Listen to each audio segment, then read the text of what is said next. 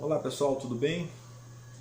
Espero que vocês estejam bem, estejam se cuidando nesse período de quarentena por causa da pandemia do coronavírus. Espero que você esteja se cuidando, seguindo as orientações do Ministério da Saúde, principalmente zelando aí pelos seus familiares. Como vocês sabem, a gente não tem como se reunir presencialmente, mas o Estado providenciou uma plataforma para a gente se comunicar através de videoaulas, né, e textos. Então essa é a nossa primeira videoaula, já que o vídeo anterior que eu enviei foi um vídeo de orientação em relação à nossa disciplina, ok? Bom, então vamos lá na nossa primeira videoaula falando sobre iluminismo, que é o nosso tema do curso de História do segundo ano do Colégio Estadual Francisco Assunção. Vamos começar então por uma definição. O que foi o iluminismo? O que é iluminismo? O que a gente quer dizer quando usa essa palavra? O iluminismo também foi conhecido como ilustração ou esclarecimento, né? Definindo o iluminismo, compreendemos que foi um movimento intelectual e filosófico que teve suas origens na Europa durante o século XVIII, né? E que vai influenciar ao longo da história muitos outros lugares. As ideias defendidas pelos diversos pensadores iluministas foram se espalhando por outros centros culturais, né? Foi inspirando as transformações políticas em outras sociedades, inclusive na América, né? Na América do Norte, América Latina, né? A independência dos Estados Unidos tem tudo a ver também com os ideais iluministas, né? E o Brasil, por exemplo, hoje é um Brasil no qual o Estado está dividido em três poderes, e essa ideia de três poderes independentes que trabalham para o bem do Estado, né? O Executivo, o Legislativo e o Judiciário, é uma ideia que surge com os filósofos iluministas. Entende? Então, pensou em iluminismo, pense nesse movimento intelectual e filosófico que surgiu na Europa do século XVIII. É claro que existem filósofos chamados de pré-iluministas, mas fundamentalmente no século XVIII, cujos esses ideais foram se espalhando para outros centros culturais da Europa e também da América. Embora o iluminismo não tenha sido um movimento coeso e uniforme, né, ele teve como uma das suas principais características a crítica social.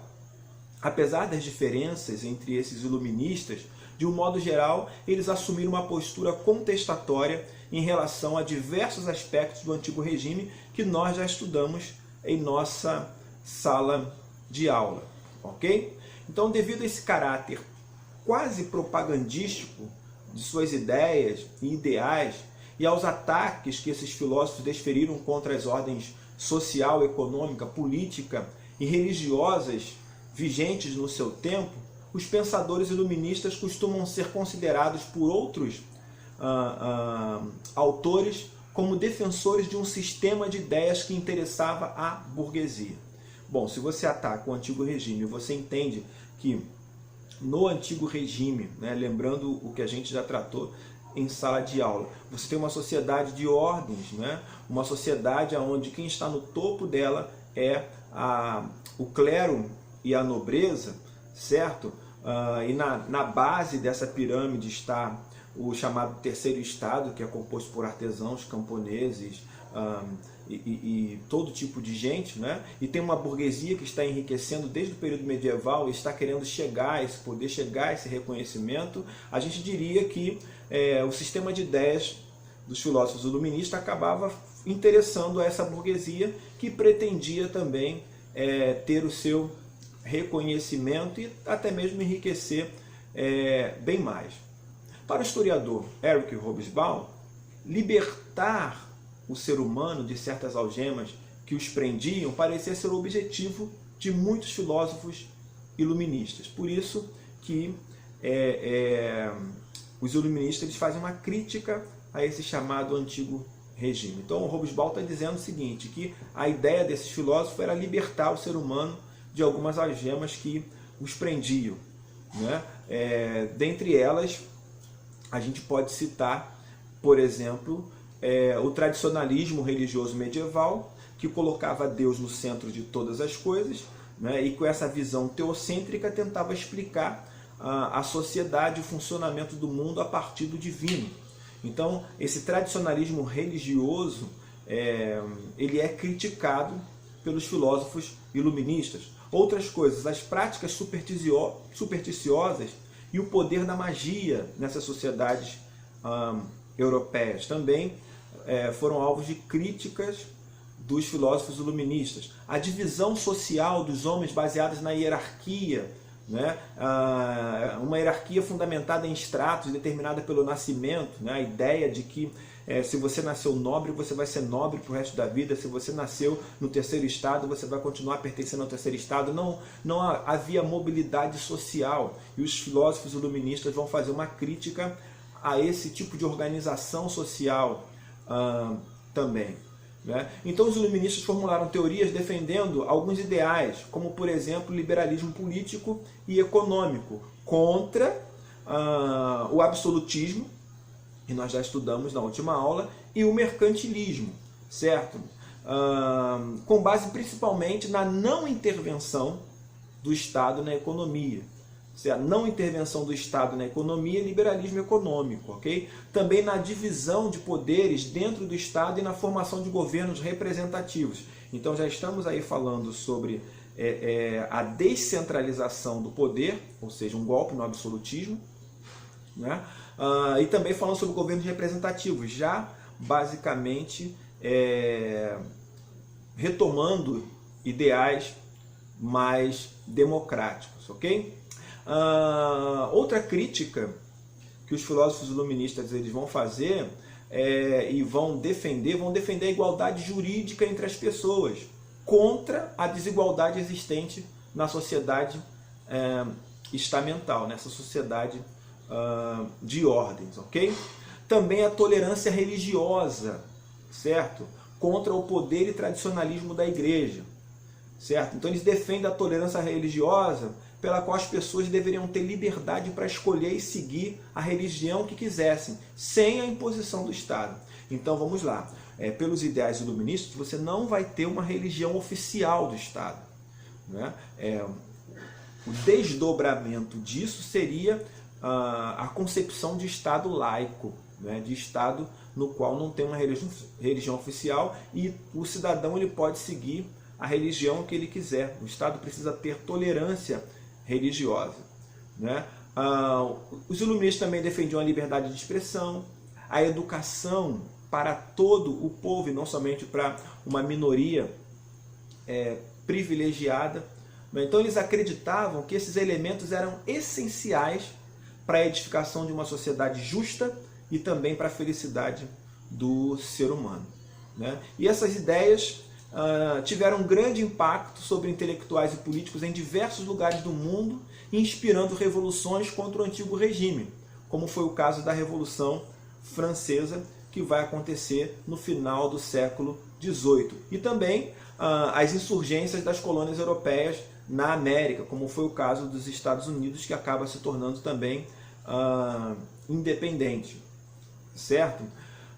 Então perceba, essas ideias, né, desses filósofos e defensores do iluminismo, como eu falei, elas vão mexer com a forma com que essas sociedades europeias e posteriormente também das suas colônias está organizada, tá certo? Outro ponto importante é a chamada razão iluminista, né? Ou seja, é preciso iluminar a mente das pessoas usando a luz da razão, certo? Então a confiança na razão como instrumento capaz de promover a crítica às ideias dominantes que envolviam tanto as sociedades humanas quanto a natureza. É preciso pensar a sociedade, é preciso pensar a natureza, é preciso ter uma explicação plausível para todos os fenômenos, sejam eles sociais, sejam eles naturais, né? O objetivo é conhecer para poder intervir, né? No sentido de organizar essas ações, né? Esses processos, organizar racionalmente e assegurar, como consequência, uma vida melhor para as pessoas. Bom, é também com os filósofos iluministas que vai ser propagada, não surge neles, né? Surge nos chamados filósofos pré-iluministas, mas dentro do iluminismo é que vai ser propagada a ideia do grande relojoeiro, certo? Paralelamente ao racionalismo, difundiu-se também nesse período o chamado mecanicismo, certo? O mecanicismo foi fundamentado em filósofos anteriores, como René Descartes, nas teorias físico-matemáticas de Galileu Galilei e de Isaac Newton.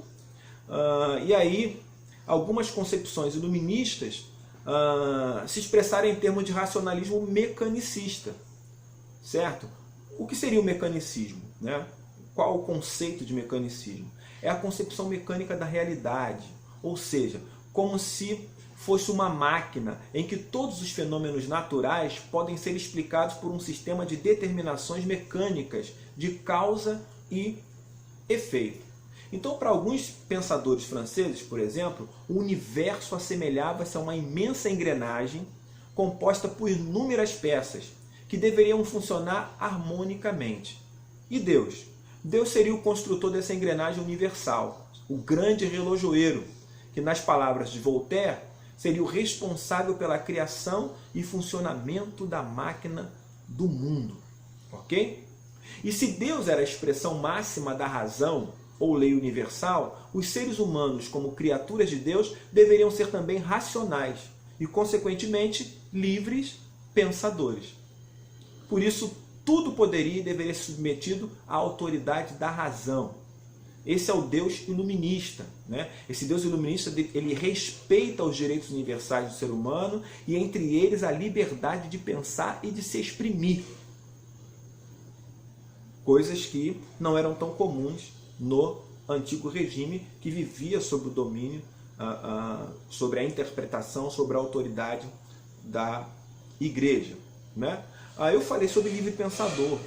O que seria isso, então? O que seria um livre pensador? Qual é a concepção de livre pensador? Livre pensador é aquele que pensa livremente em matéria religiosa, certo? O livre pensamento foi uma corrente desse iluminismo francês e também inglês que nega a veracidade da revelação bíblica, combate a intolerância religiosa e contesta os dogmas, os mistérios e os milagres da Igreja Católica.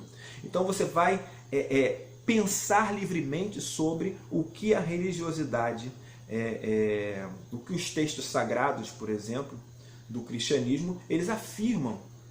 Não é? Você vai tentar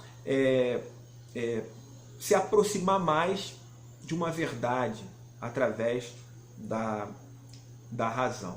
Ok? Então, assim, temos vários filósofos e pensadores iluministas que são importantes para a gente compreender esse período, né? O primeiro deles é quase um pré-iluminista, foi John Locke, né? Quando você pensar em John Locke, pensa em empirismo, pensa também em liberalismo político. John Locke foi um filósofo inglês considerado como o pai do iluminismo, né? Ele vai condenar o absolutismo monárquico e também o poder inato dos reis, né? Como se Deus tivesse escolhido o rei para governar e dado direito divino a ele. Ele vai condenar esse tipo de atitude. John Locke vai defender o respeito à liberdade dos cidadãos, a tolerância religiosa, os direitos da propriedade privada, certo? E também da livre iniciativa econômica, entende? Em sua principal obra, que é Ensaio sobre o Entendimento Humano, ele afirma que quando nascemos, nossa mente é uma tábula rasa, ou seja, sem conhecimento algum. E esse conhecimento é primeiro adquirido pelos sentidos, daí vem a ideia do empirismo, né? Essa ideia mais sensorial, e depois desenvolvido pelo esforço da razão, né? Então tem a ver com a experimentação, tem a ver com a experiência, experimentação, e lembra aí você a palavra empirismo, ok? E depois esse conhecimento vem pelo esforço da razão. Eu não sei se você conseguiu compreender mais ou menos, é como se todo o ser humano nascesse sem nenhum tipo de conhecimento e ao longo da sua vida, ele através da experiência, né, ele fosse adquirindo esses conhecimentos que seriam processados pela razão posteriormente, ok? Então, para o John Locke, a liberdade natural do homem consiste em estar livre de qualquer poder superior na Terra, tendo somente a lei da natureza como regra. Sendo os homens, por natureza, todos livres, iguais e independentes, ninguém pode ser expulso de sua propriedade e submetido ao poder político de outrem sem dar consentimento.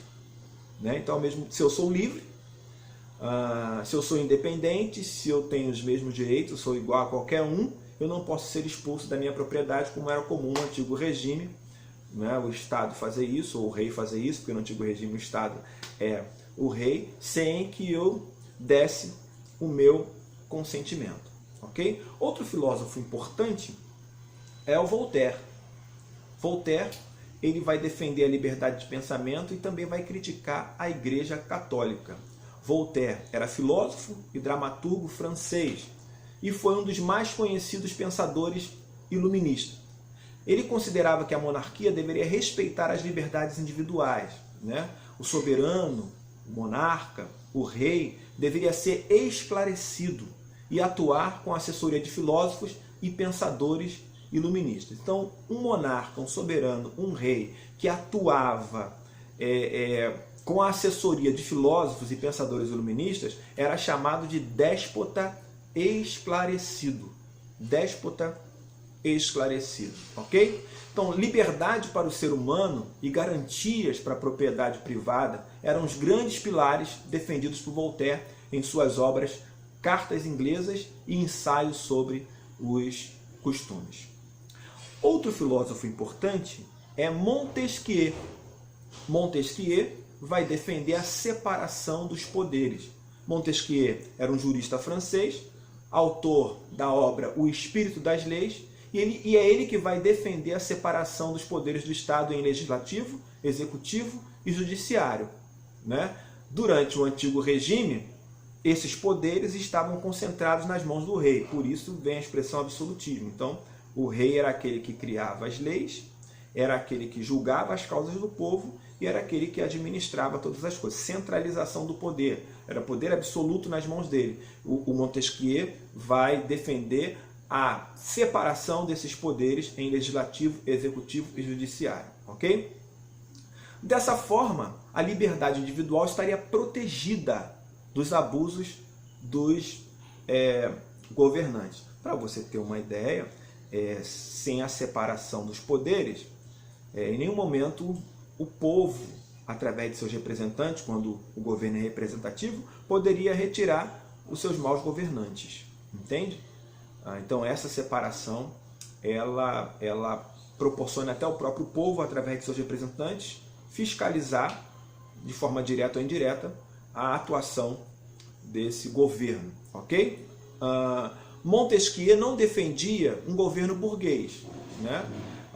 Suas simpatias políticas inclinavam-se para um liberalismo aristocrático, uma monarquia moderada, inspirada na Inglaterra do seu tempo. Então ele é monarquista. Ele não pensa num governo burguês, mas uma monarquia que realmente fosse constitucional e que respeitasse essa separação dos poderes, trazendo um pouco mais de igualdade e justiça para a população. Mais dois autores e filósofos que são importantes, Diderot e D'Alembert. São franceses, certo? E eles foram os principais organizadores da enciclopédia. Organizaram uma enciclopédia com vários volumes, que foi elaborado com o objetivo de resumir os principais conhecimentos da época nos campos artístico, científico e filosófico. Bom, hoje as pessoas dificilmente compram uma enciclopédia, entende? Hoje você pode fazer sua pesquisa pelo Google, certo? Mas assim, para quem vem do século XX, como eu, existiam pessoas que iam de porta em porta vendendo enciclopédias, porque se você quisesse pesquisar alguma coisa, você tinha que ter um livro em casa para fazer isso, ou se direcionar até uma biblioteca para fazer. E aqueles dados vinham todos prontos. Eles não podiam ser questionados, analisados, eles tinham que ser reproduzidos. Entende? Então, de certa forma, a enciclopédia deu isso. as pessoas. Mas hoje não, hoje a gente tem uma visão mais crítica, mais analítica das coisas, da história, da sociedade, e hoje você tem outras ferramentas para poder construir o seu conhecimento. Outro filósofo importante também é Jean-Jacques Rousseau. Né? Jean-Jacques Rousseau, ele é autor da obra O Contrato Social. É uma obra que vai afirmar que o soberano, que o rei, ele deveria conduzir o Estado de acordo com a vontade do seu povo, né? No chamado contrato social. Né? Segundo ele, somente um Estado com bases democráticas teria condições de oferecer igualdade jurídica a todos os cidadãos. Então, Rousseau vai defender um Estado democrático de direito, certo? Em outra de suas obras, Discurso sobre a Origem e os Fundamentos da Desigualdade entre os Homens, Rousseau vai enaltecer os valores da vida na natureza, elogiar a liberdade e a pureza do selvagem em seu estado natural, em contraste com a falsidade e o artificialismo do mundo civilizado. E assim ele vai trazer à tona o chamado mito do bom selvagem. Uma citação de Rousseau que é bem interessante tem a ver com a propriedade privada. Ele diz o seguinte: o verdadeiro fundador da sociedade civil foi o primeiro que, tendo cercado um terreno, lembrou-se de dizer: isto é meu, e encontrou pessoas suficientemente simples para acreditá-lo. Quantos crimes, guerras, assassinatos, misérias e horrores teria evitado a humanidade aquele que, arrancando as estacas desta cerca, tivesse gritado: não escutem esse impostor, pois os frutos dão de todos e a terra é de ninguém. Percebe? Todas as guerras do mundo têm a ver com propriedade privada, têm a ver com acúmulo de riquezas, né? E o Rousseau está dizendo o seguinte, né? Quem fundou a sociedade civil foi o primeiro que disse: não, isso aqui é meu, essa terra é minha. E cercou e transformou o que era de todos em algo particular, o que era público em algo privado. E ele diz o seguinte, cara: se alguém tivesse removido as estacas e chamado esse cara de maluco, né, e dito: olha, a terra é para todo mundo, né, todo mundo tem direito a tudo, certo? Ele teria evitado muitos males na humanidade que vive em busca do acúmulo de riquezas, e esse acúmulo de riquezas faz com que essas riquezas sejam concentradas nas mãos de alguns e que outros não tenham o essencial, ok? Outro filósofo importante é François Quesnot, que ele defendia a implantação de um capitalismo agrário baseado no aumento da produção agrícola, né? Segundo ele, o Estado não deveria interferir na economia. Ele tinha como lema laissez-faire, laissez-passer, ou seja, deixe fazer, deixe passar, né? O próprio mercado ele vai se ajustar. Em sua obra Fisiocracia, Quesnot vai sustentar a existência de um poder natural agindo nas sociedades humanas, sendo inútil contrariá-lo com leis, regulamentos ou sistemas. Para ele, a agricultura era a atividade verdadeiramente criadora de riquezas para uma nação, né? Mais um autor que é importante é Adam Smith, que vai defender o liberalismo econômico. Ele é autor da obra Uma Investigação sobre a Natureza e as Causas da Riqueza das Nações. Ele é economista escocês, vai criticar a política mercantilista que faz com que o Estado intervenha na vida econômica. Então, para ele, a economia deveria ser dirigida pelo livre jogo da oferta e da procura de mercado. Então, segundo Smith, o trabalho era a verdadeira fonte de riqueza para essas nações e deveria ser conduzida pela livre iniciativa particular. Então, o Estado não deve controlar a economia, segundo ele. O próprio mercado se ajusta, né? Adam Smith vai dizer o seguinte: todo homem, desde que não viole a justiça, deve ser livre para que seus produtos possam competir com quaisquer outros. Nesse sistema de liberdade econômica, o Estado só tem 3 obrigações: proteger a sociedade contra a violência ou a invasão de outros países, proteger a sociedade da injustiça e da opressão internas, manter e construir obras que sejam do interesse geral, mas que não interessem aos particulares. Bom, você pode perceber que todas as ideias defendidas por esses filósofos do iluminismo estão na base da construção do Estado moderno, né?